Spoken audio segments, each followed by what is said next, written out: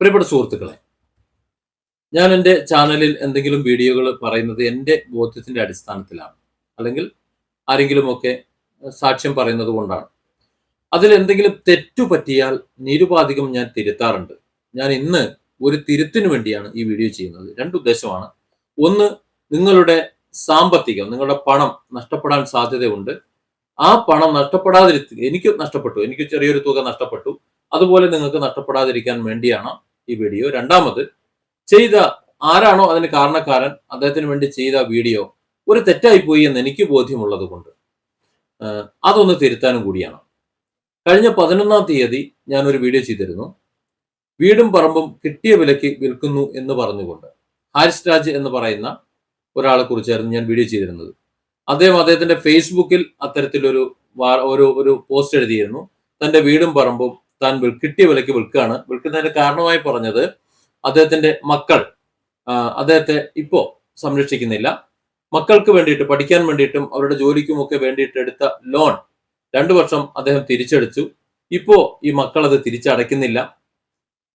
അത് അവർക്ക് മെച്ചപ്പെട്ട ജോലി, ഇദ്ദേഹത്തെക്കാൾ കൂടുതൽ വരുമാനമായപ്പോൾ മെച്ചപ്പെട്ട ജോലി കിട്ടിയിട്ടും വരുമാനം കിട്ടിയിട്ടും അത് തിരിച്ചടയ്ക്കുന്നില്ല, അതുകൊണ്ട് വിൽക്കുന്നു എന്നാണ്.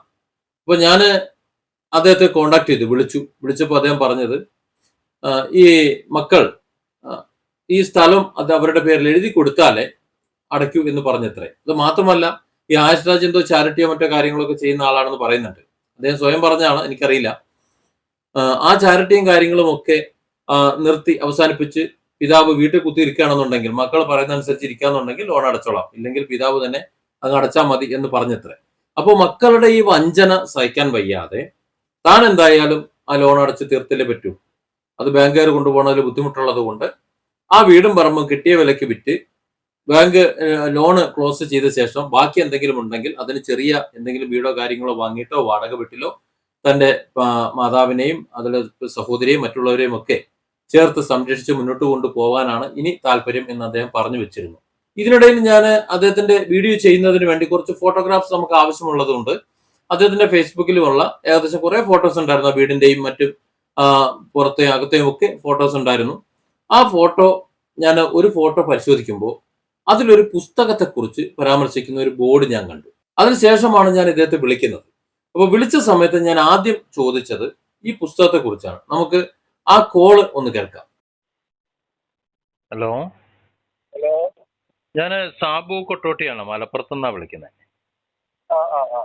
നമ്മളിപ്പോൾ സംസാരിച്ചിട്ടുണ്ട്. ഞാൻ ഡയൽ ചെയ്ത് നോക്കുമ്പോ നിങ്ങളുടെ നമ്പർ സേവ്ഡ് ആണ്. ഞാൻ ഇന്നൊരു ഫേസ്ബുക്ക് പോസ്റ്റ് കണ്ടു. അപ്പോ ഞാൻ അതിനെ കുറിച്ചൊരു വീഡിയോ ചെയ്യുന്നതിന് മുമ്പ് അത് ഒന്ന് കോപ്പിയൊക്കെ എടുത്ത് ഫോട്ടോ നോക്കുന്ന സമയത്ത് ആ ഫോട്ടോയുടെ ഉള്ളിൽ ഒരു ഫോട്ടോ കണ്ടു. സർവ്വ വേദഗ്രന്ഥങ്ങളും ഉൾക്കൊള്ളുന്ന ലോകത്തിലെ ആദ്യ സത്യവേദ സാര പുസ്തകം. ആ പുസ്തകം എന്താണെന്ന് അറിയാനും അത് കിട്ടാൻ എന്താ മാർഗം എന്ന് അറിയാനും വേണ്ടിയിട്ടാണ് ഇപ്പൊ ഈ ഫോൺ കോൾ. അഡ്രസ് അയച്ചാൽ മതി, ഞാൻ അയച്ചു തരാം. 600 രൂപ. പുസ്തകം എഴുതിയത് താങ്കൾ തന്നെയാണോ? അതെ. അപ്പൊ ഞാനത് ഇതിനകത്ത് ഞാൻ ഗൂഗിൾ പേയും ചെയ്യാം. പോസ്റ്റൽ ചാർജ്, വേറെ കാര്യം കൂടി ഉണ്ട്. പോസ്റ്റൽ ചാർജ് അടക്കമാണ് 600. അതിന്റെ വേറെ ഗുണം കൂടി ഉണ്ട്. ഓരോ ദിവസവും വേണമെങ്കിൽ ഓരോ വീഡിയോ ഉണ്ടാക്കാൻ പറ്റും, ഓരോ പേജ് എടുത്തിട്ട്. അപ്പോൾ ഞാൻ ഇതിപ്പോ ഗൂഗിൾ പേ ചെയ്യാട്ടാ, അഡ്രസ്സും. ഇതിൽ അവസാനം പറഞ്ഞിട്ടുള്ള, എന്നാൽ ഞാനത് ഗൂഗിൾ പേ ചെയ്യാം, അഡ്രസ്സും എന്ന് പറയുന്ന ഭാഗം അവസാനം ആ ടെലിഫോൺ കോളിന്റെ എൻഡിൽ വന്ന ഭാഗമാണ്. അത് ഞാൻ എഡിറ്റ് ചെയ്ത് ചേർത്തതാണ്. ഇതിനിടയിലാണ് അദ്ദേഹം ഈ സ്റ്റോറി എന്നോട് പറയുന്നത്. ആ കോളിന് ശേഷം അടുത്ത സെക്കൻഡിൽ ഞാൻ അദ്ദേഹത്തിന് ഒരു 600 രൂപ അയച്ചു കൊടുത്തിട്ട് സ്ക്രീൻഷോട്ടൊന്നും അയച്ചു കൊടുത്തിട്ടില്ല. അപ്പൊ തന്നെ അദ്ദേഹത്തിന് കോൾ ചെയ്തിട്ട് അദ്ദേഹത്തോട് പറഞ്ഞു, പൈസ ഞാൻ ഇപ്പൊ തന്നെ ട്രാൻസ്ഫർ ചെയ്തിട്ടുണ്ട്, കിട്ടിയോ ചോദിച്ചു. കിട്ടിയെന്ന് പറഞ്ഞു. 600 രൂപ ഇപ്പൊ കയറി എന്ന് പറഞ്ഞു. അപ്പൊ പിന്നെ സ്ക്രീൻഷോട്ടിന്റെ ആവശ്യമൊന്നുമില്ലല്ലോ, ഒന്നുമില്ല. എന്നോട് അഡ്രസ്സ് അയച്ചു കൊടുക്കാൻ പറഞ്ഞു. എങ്ങനെയാണ്, കൊറിയർ ആണോ പോസ്റ്റ് ആണെന്ന് വെച്ചു. പോസ്റ്റാണ് അയക്കുന്നത്, പോസ്റ്റൽ ചാർജ് അടക്കമാണെന്ന് അദ്ദേഹം നേരത്തെ പറയുകയും ചെയ്തു. അപ്പൊ അങ്ങനെ ഞാൻ 600 രൂപ സ്പോട്ടിൽ തന്നെ അയച്ചു കൊടുത്തു. അഡ്രസ്സ് അപ്പോൾ തന്നെ വാട്സപ്പിൽ ഇട്ടു. അപ്പൊ തന്നെ വാട്സപ്പിൽ ഇട്ട ആ മെസ്സേജാണ് നിങ്ങളിപ്പോ കണ്ടുകൊണ്ടിരിക്കുന്നത്. ഈ വാട്സപ്പ് മെസ്സേജ് ടൈപ്പ് ചെയ്യുന്നതിന് തൊട്ട് മുമ്പാണ് അദ്ദേഹത്തിന് ഗൂഗിൾ പേ ചെയ്ത് കൊടുത്തിട്ടുള്ളതും അദ്ദേഹത്തിനെ വിളിച്ച് കിട്ടിയെന്ന് പറഞ്ഞതും. അപ്പൊ അഡ്രസ്സ് ഇട്ട് കൊടുത്തു. സ്വാഭാവികമായും നമ്മൾ എന്താ കരുതുക, പുസ്തകം ദേ വരുന്നു അദ്ദേഹം അയച്ചു തരും.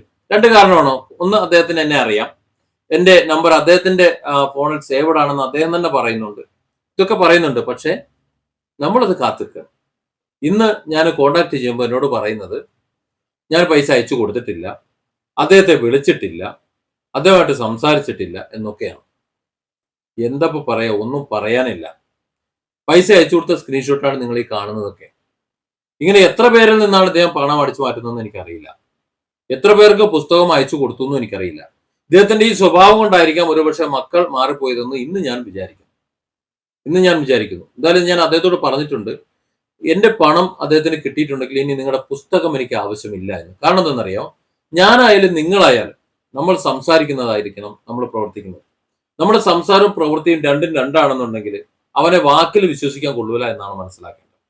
ഇദ്ദേഹത്തെ സംബന്ധിച്ചിടത്തോളം ഇത്രയും നേരിട്ട് സംസാരിച്ചപ്പോൾ പുസ്തകത്തിന്റെ പേരിൽ എന്നിൽ നിന്ന് വാങ്ങിയ പണത്തെക്കുറിച്ച് യാതൊരു ബോധവും ഇല്ലാതിരിക്കെ, ഇനി ഒന്നുമില്ല എന്നുണ്ടെങ്കിലും ഞാനുമായി തർക്കിക്കുന്നതിന് മുമ്പ് എന്നെ അറിയാവുന്ന ഒരു വ്യക്തി ആയതുകൊണ്ട് 94406000 ഗൂഗിൾ പേയിൽ നിന്ന് അടിച്ചു നോക്കിയാലും മതിയല്ലോ. സാധനം പൈസ കിട്ടിയത് കാണാൻ കഴിയുമല്ലോ. അദ്ദേഹം പറയുന്ന ന്യായം മൊബൈൽ നമ്പർ ഇല്ല എന്നാണ്. മൊബൈൽ നമ്പർ ഇല്ല എന്ന് പറഞ്ഞാൽ ആ മൊബൈൽ നമ്പറിൽ തന്നെ എന്നെ വിളിച്ച് ഇങ്ങോട്ട് സംസാരിക്കുന്നത്, അത് ഞാൻ എഴുതി വിട്ടില്ല എന്നൊക്കെയാണ് പറയുന്നത്. കൊള്ളാം, നല്ലത്. ഏതായാലും ഇദ്ദേഹവുമായി സാമ്പത്തിക ഇടപാട് നടത്തുന്നവർ, പുസ്തകത്തിനോ മറ്റു കാര്യങ്ങൾക്കോ വേണ്ടി പൈസ അയക്കുന്നവർ രണ്ടു വട്ടം ആലോചിച്ചിട്ട് അയച്ചാൽ മതി എന്നുള്ളതാണ് എന്റെ പക്ഷം. ഇതുപോലെ മനുഷ്യരെ പറ്റിക്കുന്നതും വെറുപ്പിക്കുന്നതും ഇദ്ദേഹത്തിന്റെ ശീലമായതുകൊണ്ടാണ് മക്കൾ ഇദ്ദേഹത്തെ ഉപേക്ഷിച്ച് മാറി നിൽക്കുന്നത് എന്നും ഞാൻ മനസ്സിലാക്കുന്നു. അതുകൊണ്ടാണ് ഞാൻ ആമുഖമായി പറഞ്ഞു വെച്ചത്, അദ്ദേഹത്തിനെ കുറിച്ച് ഒരു വീഡിയോ ചെയ്തത് അദ്ദേഹമാണ് ശരി എന്ന് ആലോചിച്ച് ഒരു ക്ലിയർ ആയ ഒരു മനുഷ്യനാണ് എന്ന് ചിന്തിച്ച് വീഡിയോ ചെയ്തതിൽ ഞാൻ ഇത് അങ്ങേയറ്റം ഖേദിക്കുകയും ചെയ്യുന്നു. Different angles.